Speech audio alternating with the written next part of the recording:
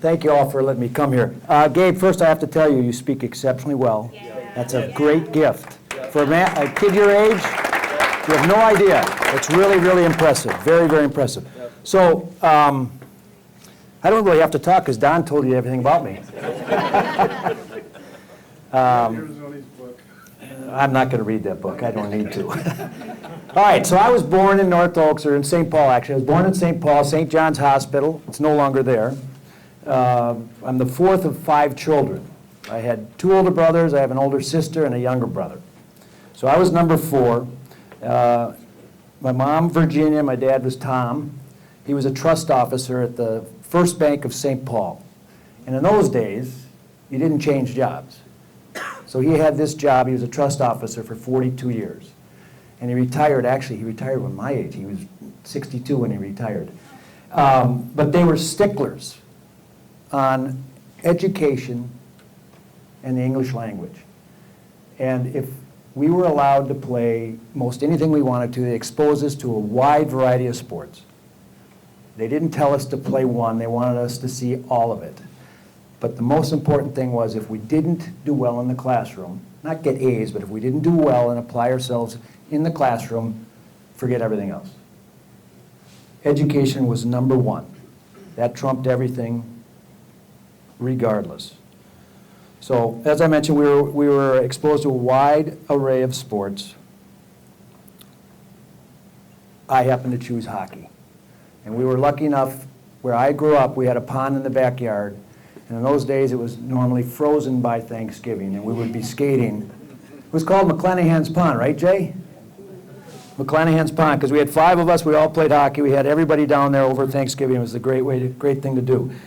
Now, from there were no traveling teams in those days. We had in-house leagues. We would play every Saturday outdoors, and we had really good competitive teams. I believe I was 6th grade, and they started a traveling team. We were called the Lake Region Rovers. And one of the things that I was fortunate to have were good coaches, not necessarily with the X's and O's, but people who understood that sports, at least as I believe, sports can teach people life lessons. It's wildly important. So I was fortunate enough to play on a Pee Wee team that won the state tournament. And in those days, Minnesota sent their teams to the national tournament. So in Pee Wee's, the national tournament was in International Falls, Minnesota. God's country, right? We lost in the finals to a team from Detroit. Now, a couple of years later, I'm a Bantam, and I had a great team. We won the state tournament again. We ended up going to the national tournament, this time in St. Clair Shores, Michigan. Couldn't be Florida or something like that. It had to be somewhere cold. Anyway, we played the same team for the championship that we lost to in Pee Wee's. We beat them this time in overtime. So that's one of the things I'm very proud of, and I had great teammates. It wasn't just me. One of the things I've learned is that there's a reason there's a team. There's no I in team. And all of these cliches you hear, there is no I in team. And to be successful, it requires everybody involved. So from there, I went into high school, played for Mauser, played with Jocko. We had some good teams. My senior year, we were 24-0. Going into the state tournament, we were the second ranked team in the state. Now, in those days, they didn't seed the teams. And there were only 8 teams. There was one class. They didn't seed the teams. And we ended up playing Richfield. And the other 2 top teams were Grand Rapids and Bloomington Kennedy, and they played each other in the first round as well. So we played Richfield, and there's a guy named Steve Kristoff, who I played with at Minnesota, and he played with me on the Olympic team. And he had an NHL career as well. We outshot him 21-2 in the first period, and it was 1-1. And every time I see him, he reminds me of that. He also reminds me that they beat us 4-3. So that one hurt. That one hurt a lot. But from there, I ended up going to the University of Minnesota, as Don alluded to. All right. From there, I went to Minnesota. At that time, arguably the top D1 program in the country. They had won the NCAA the year before I got there. Herbie's second one. We ended up going to Lake Superior State that year, which at the time was a Division II school, working their way to get to D1, and we lost. So that was a Saturday. We came back on Sunday. We went to the rink to drop our gear off, and Herbie said, "Go put your gear on." So for those of you who have seen the movie and the skate where we skated after the Norway game, well, here's where it started. It was a Sunday. We went to Williams Arena. We put our gear on, and we skated for 3 hours. All we did were Herbies. Monday, we got on the ice at 2:30. We got off at 6:15. They cleaned the ice one time. All we did were Herbies. Didn't see a puck. Tuesday, on the ice at 2:30, off at 6:15, and all we did were Herbies. Now, in the scene in the movie, those guys are getting sick. We didn't get sick. We were in good enough shape. I remember Tommy Vanelli, who was a senior at the time, said, "Don't let this bastard beat you." That's all he said. So even in those days, it was the players against Herbie, and that's how he did it. He wasn't my friend, and he, as they said in the movie, he wasn't our friend, he was our coach. Now, junior year, Herbie made a statement before the year started that we were going to win it all. We were kind of nervous. Especially, we actually had a really good team. And then we went into a swoon. Warren, you remember this. We had about an 8 game where we lost 6 out of 8, right? We were in Denver. And you can't do this anymore, but we were in Denver, and we got swept by Denver. So we probably lost 6 out of 8, and we were just feeling terrible. Herbie said, he said, "We're all going back to the hotel, nobody leave." So he put us into a room like this. He had already ordered pizza and stuff, and in those days you could do it because we were legal. There was nothing but beer in the room. He said, nobody left. And we stayed there for hours. From there, we found our way. We ended up playing North Dakota in the finals. I think that was probably our 8th game that year against North Dakota. There's a reason that I don't like North Dakota. I hope nobody's from North Dakota here. We're here. I've got good friends. Davey Christian went to North Dakota. So Herbie taught me a lot. He taught us a lot. It wasn't always smooth that year, but we found a way to get her done. That was Herbie's 3rd NCAA title in 7 years. He also coached a team that came in 2nd. For 3 years in a row, Minnesota played Michigan Tech for the NCAA championship, and Herbie won 2 of those. So let me move this over here. By the way, Herbie was one of the worst dressers you've ever seen. And I'm actually surprised he's wearing that because those are Wisconsin colors. Badger Bob must have talked him into wearing those things. So from there, Herbie was announced as the coach of the Olympic team my junior year at Minnesota. And he coached the national team in 1979 that went to Moscow. And I was chosen to play on that team. There were several of us from Minnesota. Christoph Wendt, Billy Baker, Verkota, Eric Strobel. And then he had Mark Johnson, played on that team. He had actually Joey Mullen, who he was hoping to play on the team, but he ended up turning pro. A lot of the guys, Jimmy Craig was on that team. So we were all over in Moscow. And we, we played a tournament similar in format to what the Olympics were. And I saw the Russians play, and it was incredible. But after that experience and coming home, I had made it my mission to do what I had to do to make the Olympic team. And so that started that summer. And what I did, I ran, in those days, dryland didn't exist. Nobody did. Today, all these kids do dryland. I mean, TJ, you do dryland all the time with your team. Everybody does dryland today. Well, in those days, nobody did it. There was a guy named Jack Blatherwick who introduced us. His name's Cardiac Jack, legendary guy, at least legendary in my view, who showed us how to do dryland training that would simulate skating. So we did that. I did that 5 days a week. I lifted weights with Christoph and another guy named Timmy Haar 3 days a week, and then I had the opportunity to I had some ice at the St. Paul SBA, St. Paul Academy, where I would go and shoot minimum of 200 pucks a day. I was on the ice by myself, and I would shoot 200 pucks every day, 5 days a week. Once in a while, I had Stevie Janaszak would come out, and I'd shoot on him. But one of the things I needed to improve upon was my shot. In those days, we had wooden sticks that weighed about 10 pounds, so it was a little bit of a different technique. From there, the tryouts were in Colorado Springs. They were 2 weeks long. It wasn't like in the movie, it wasn't a one-day deal. It was 2 weeks. There were 4 teams. There were 84 players that tried out. There were games every other day. It was a round-robin tournament, and on the off days, we'd either practice or we'd be tested for our speed, our agility, our conditioning, and things like that. And it was, candidly, it was exceptionally intense. It was really, really intense. And there were a couple of guys that were assured of making the team. Mark Johnson was one, for example, Kenny Morrow another. None of us had any issue with that. They should have been. But Herbie had to do that to make sure they didn't turn pro. So the night of the selection, Herbie sat up in a room like this. We were in school desks. And he said, I'm going to list 26 players. If you hear your name, you get up and go back to this room over here. If you don't hear your name, I'll spend as much time as you want and talk to each and every one of you as to why you weren't selected. And this is close to midnight. And I was sitting at a table in the middle of the room, and Neil Broughton was to my left. Now, I had played for Herbie for 3 years at Minnesota. I thought I understood the guy at least a little bit.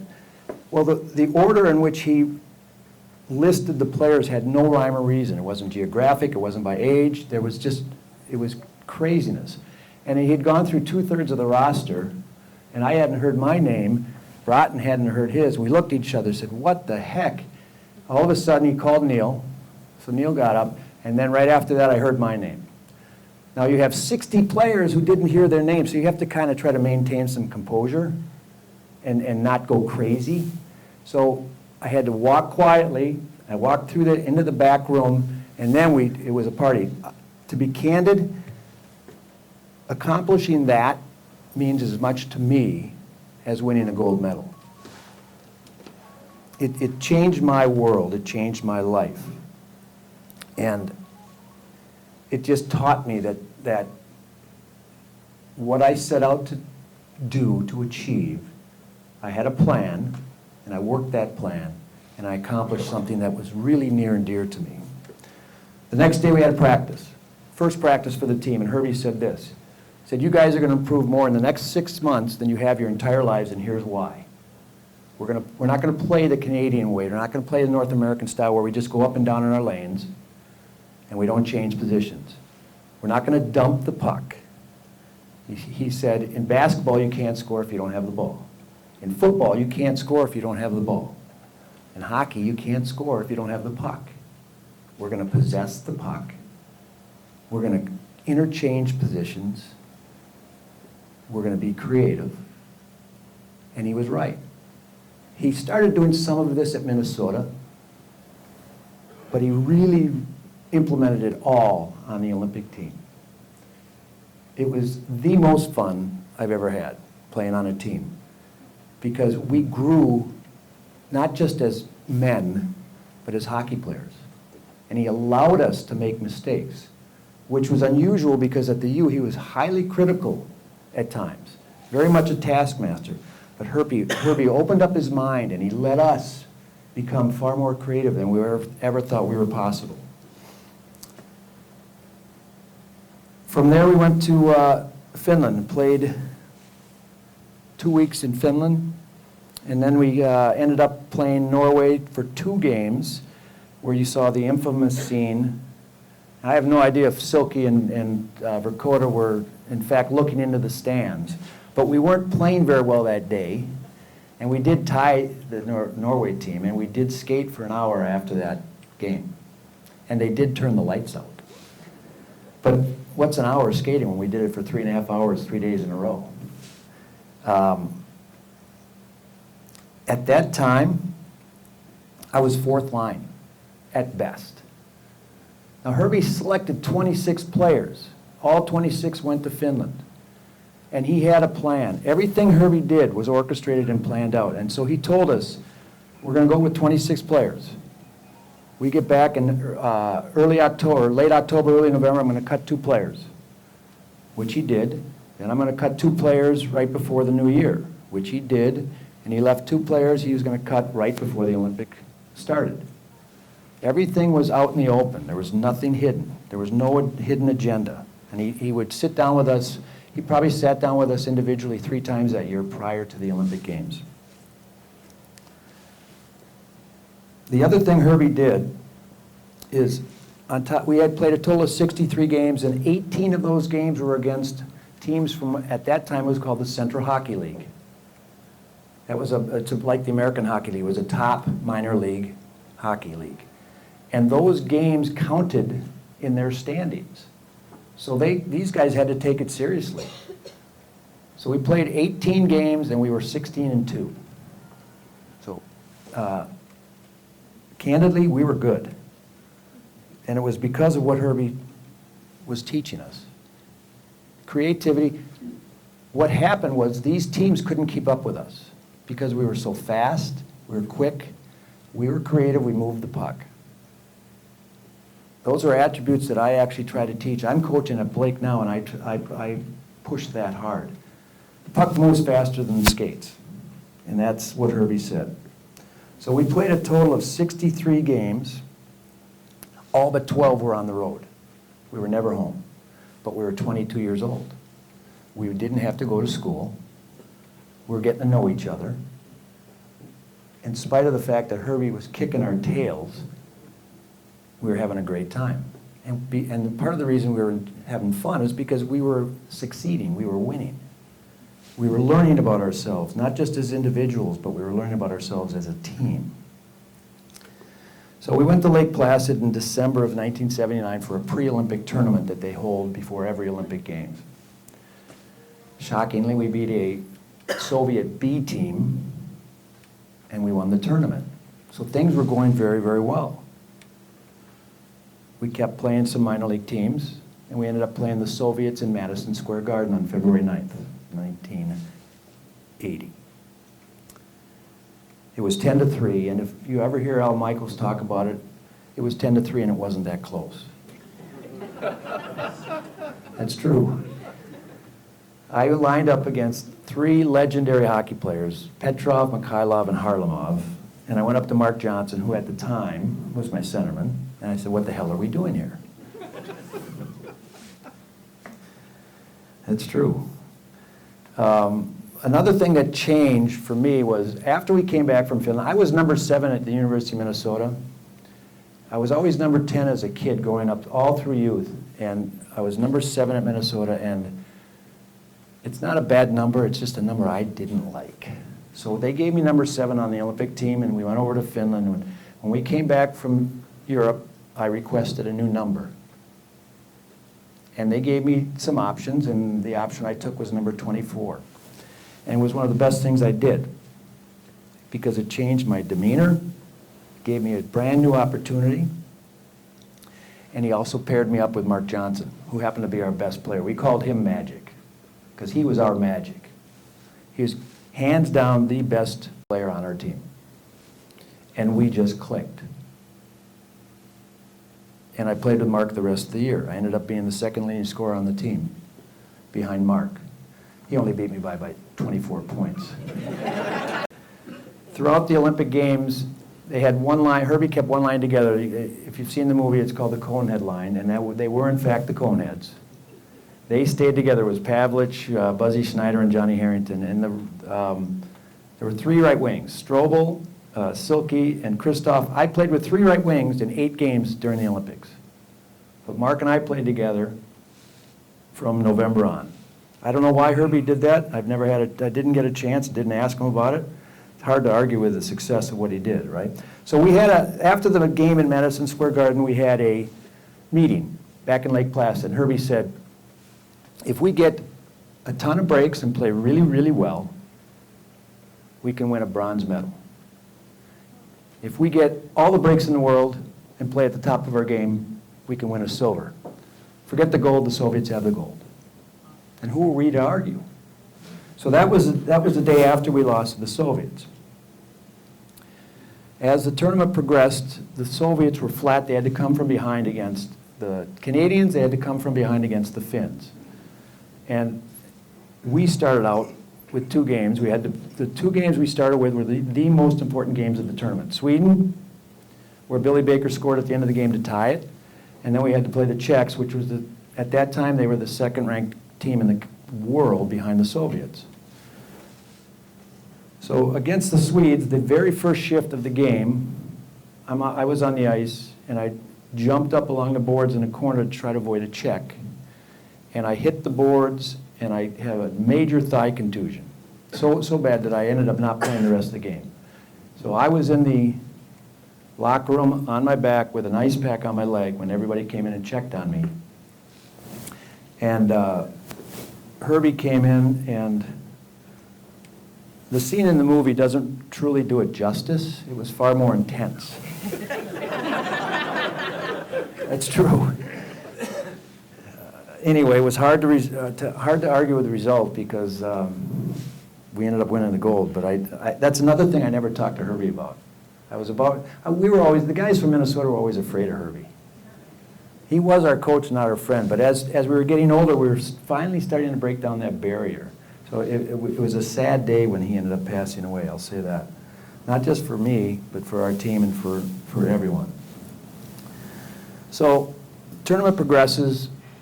We continue to find success. We got through the first 2 games, and then it was just a matter of taking care of business. The problem is that West Germany was in our group, and historically the U.S. plays very poorly against the West Germans. Herbie reminded us of that. So we fell behind. Twice. I think we had to come back from 2 goals down. We ended up beating them, and we ended up finding out we had to play the Soviets. That was at 5 o'clock Friday night, and ABC decided not to televise the game live. Now, if you were close to the Canadian border, you could watch it live because the Canadians showed it live. But in the U.S., ABC didn't do it. I think they're kicking themselves in the tail for that. Needless to say, when Rizzo scored with 10 minutes to go, that clock didn't move. If you ask every player on our team, those 10 minutes were the longest 10 minutes of our lives. Because the Soviets could score at will.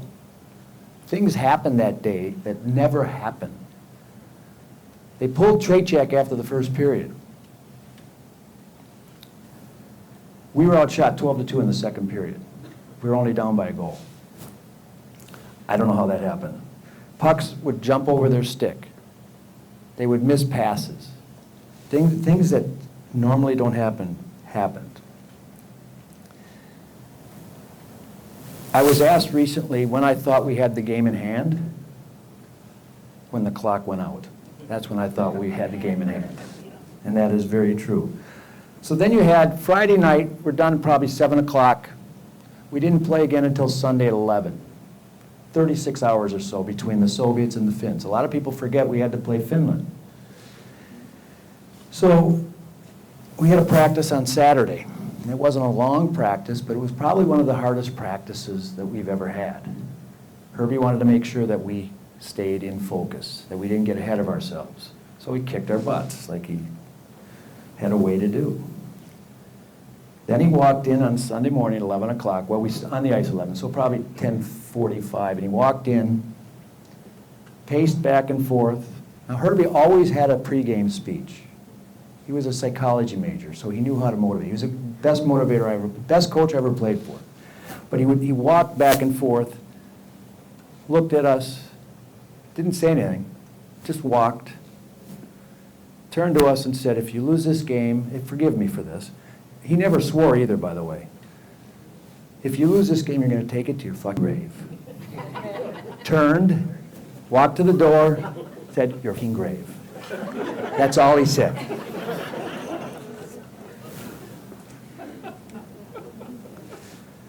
So what did we do? We fell behind. So after the second period, I believe we're down 2-1. Herbie didn't want to go into the locker room, so he sent Craig Patrick in. So Patty came in and he's trying to give us a pep talk. We said, Patty, get the hell out of here. There is no way we're going to lose this game. There was no way. We'd already done the hard part. So Patty went out, and Patty tells the story, and Herbie said, how'd it go? He said, they got it. So we scored 3 goals in the third period. So one of the things that Herbie said, going back to the tryouts and the first day of practice, is he said, we're going to be creative, we're going to allow you to be offensive. We may not be the most talented team at the Olympic Games, but we're going to be the best conditioned team in the Olympic Games. That conditioning helped us accomplish great things. That conditioning helped us dominate every third period we played in those 8 games. We were scored on first in 7 of the 8 games we played, but the ratio of goals for and against in the third period had to be 4 or 5 to 1.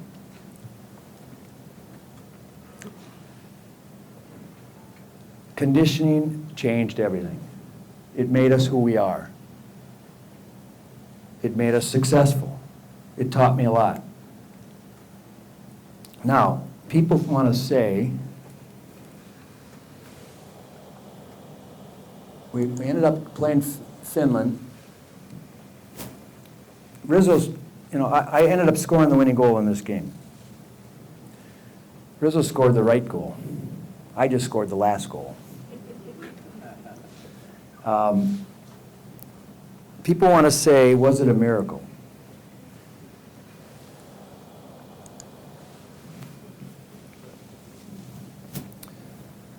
So Webster, I looked this up. Webster's dictionary, miracle, an effect or extraordinary event in the physical world that surpasses all known human or natural powers and is ascribed to supernatural causes, a wonder or a marvel.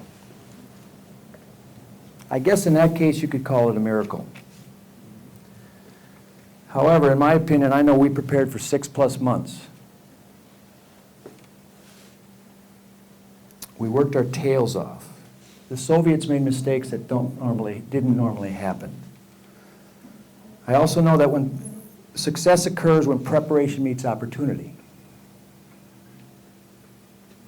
There's only one coach that I know of, in my opinion, that was ready for that moment when we went up 4-3, and that was Herb Brooks. I've played for a lot of great coaches. I've played for Badger Bob. I played for Scotty Bowman. They're really good coaches. Herbie was ready for anything and everything. And when Rizzo scored that 4th goal, he may have been nervous inside, but he kept control. He kept it simple. He dumbed it down. And all he said, literally all he said was, play your game. Didn't tell us to dump it in. Didn't change anything. He stayed on plan. Success occurs when preparation meets opportunity. If nothing else, we were prepared.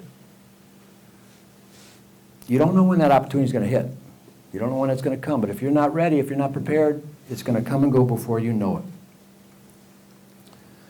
So from there, the sad thing from there was, after we won the gold medal, we're done. 6.5 months, everybody goes their own way. Soki said that in the locker room. After that, we're done. We literally flew out of there, went to the White House, and from Washington, we all went our respective ways. So from the Olympics, Don had mentioned this, a lot of us had the opportunity to play in the NHL. One of the biggest mistakes I made was starting to play that spring, right after the Olympic Games. I signed with Buffalo. Mike Ramsey signed with me, and we went to Buffalo. I was completely fried. I was emotionally, physically exhausted. But I signed and I played. To this day, I regret that. It just, I wasn't ready to play. I ended up staying in Buffalo for 1.5 years, played under Scotty Bowman. We had some really good teams. We lost to Kenny Morrow and the Islanders in the first year of their 4 in a row Stanley Cups. From there, I went to Hartford. I was there for a cup of coffee, probably a month. There were 2 months. I mean, it was literally a cup of coffee. And then I ended up going to New York and playing for the New York Rangers, where I ended up having an opportunity to do what I currently do, which is in the investment business. I worked on Wall Street back in 1982. And I got to play for Herbie again. That was a ton of fun. If nothing else, Herbie was progressive, and he realized that coaching pros required a different skill set than coaching 22-year-old college kids. And he couldn't run the team as he did in college. But I would also argue that Herbie was a very successful pro coach. And he learned that he needed to get his leaders to buy into what he was trying to do. And if his leaders follow, then everybody else will follow. And it worked. And it worked in 2002, except he came up short, only won a silver. But Herbie was the best coach I played for. So a story of mine is June of 1984. I'm in New York working on Wall Street for Morgan Stanley, and I get a phone call. This is back before cell phones, before the internet, before all this stuff. I got a call from a writer from the New York Post, and he asked me what I thought of the trade. I said, "What trade?" He said, "Oh, you've been traded to Detroit." So I called Craig Patrick, who was the general manager of the Rangers. Craig Patrick was the assistant coach on the Olympic team, but he was the general manager of the Rangers at the time. I said, "Patty, what the hell?" And he said, he gave me some cockamamie story that he didn't have my number, right? Anyway, I got traded from New York to Detroit, so I talked to a gentleman named Jimmy Devellano, the general manager of Detroit. He said, "Rob, we're happy to have you." I said, "Well, Jimmy, I was going to move my stuff back to Minnesota. Is it okay if we send some of our furniture and things to Detroit and put them in storage?" He said, "Absolutely, please do that." So we sent half, I was married at the time, we sent half our stuff to Detroit, left it in storage, and we moved back to Minnesota for a couple of months. July of 1984, the day before we were to leave to go find a place to live in Detroit, I got a call from Jimmy Devellano. "Rob, I got to tell you, I'm sorry, but you've been traded to Vancouver." Traded for Dave Tiger Williams, who was a goon player. So I have my stuff in Detroit. I have to go to training camp in Vancouver. I ended up going to training camp in Vancouver, and their coach there was a guy named Bill LaForge, who was legendary in terms of being a goon coach. He didn't like guys who were 5'10", 180 pounds. He liked guys that were 6'2", 240, who liked to throw a few punches from time to time. So I didn't fit his mold. I went to the training camp, and I decided, I'm done. I had an opportunity to work for Morgan Stanley, or for Bear Stearns in Chicago, and I took that. There's one regret I have throughout all of this, and that is I had an opportunity to go to Europe at that time and play in Europe. But I was so burned out and tired of the BS that I said, I'm going to change my career, I'm going to change my life, I'm going to go into a different business. So from there, I worked at Bear Stearns, I worked at Morgan Stanley in Chicago, and I moved back to Minnesota in 1994 and worked for Piper Jaffray. I worked my way down in terms of company size. I have found that I like the entrepreneurial aspect of businesses versus the big company feel that you get with firms like Morgan Stanley. They call those bulge bracket firms. I work at a firm called Craig-Hallum Capital, which is a firm of about 120 employees that's based in Minneapolis. We get paid on commission, so you eat what you kill. Well, it's true. And if you don't kill anything, you're not going to eat that day. So anyway, it's been really, really good for me. I've enjoyed it. It's been a long career. Game has changed, like with everybody. Technology has changed the world. It's changed my business. Some of it good, some of it not so good, but it's been good for me. So what are some of the things I've learned throughout my life? You heard me mention earlier, plan the work, work the plan. Herbie taught not only me, Herbie taught us that we were capable of far more than we ever envisioned. Capable of far more than we ever envisioned.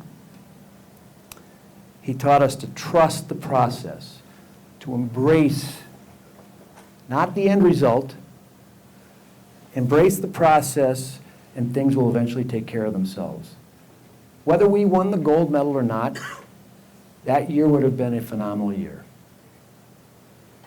The gold medal is just frosting on the cake, and if the U.S. team would ever win the gold again, we wouldn't be talking about this anymore. But he taught us to be flexible and to have the ability to adjust, to make changes on the fly, to be willing to do that, and to have an open mind. Herbie was the best coach I played for because he taught me all of that. But I also was lucky enough to have two strong parents who had really good values, stuck to them, and had the ability every once in a while say no to some of the things that we would ask.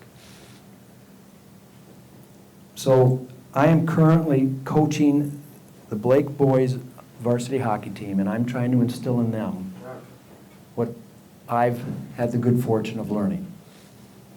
I'm not skating it for 3.5 hours, though.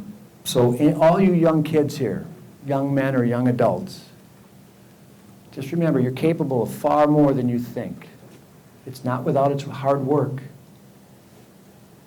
Nothing worthwhile, you're not going to get anything worthwhile unless you work hard. But in this day and age, hard work will get you a lot farther than you think. You have to trust and embrace the process. Whether you like it or not, it's part of the deal. You got to make your bed every day. Routine makes a difference. It makes a huge difference. And with that, I will leave it open for any questions. Thank you very much.